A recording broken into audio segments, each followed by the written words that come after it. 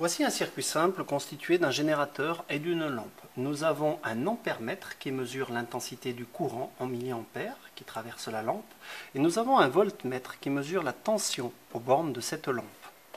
Si nous dévissons cette lampe et que nous observons de près son culot, nous pouvons lire des indications 3,5 volts, 0,2 ampères.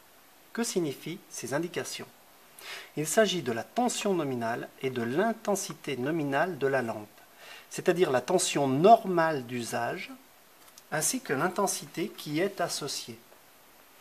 Cette tension de 3,5 volts est ici légèrement dépassée, car le générateur est branché sur 4,5 volts. Nous voyons que l'intensité qui traverse la lampe est de 227 mA, soit également un peu plus que les 200 mA prévus par le fabricant de cette lampe. Nous avons donc ici une tension réelle appliquée qui est un peu supérieure à la tension nominale et l'intensité qui traverse la lampe qui est un peu supérieure à l'intensité nominale. Si nous baissons la tension imposée par le générateur, moins de 3 volts, moins de 200 mA.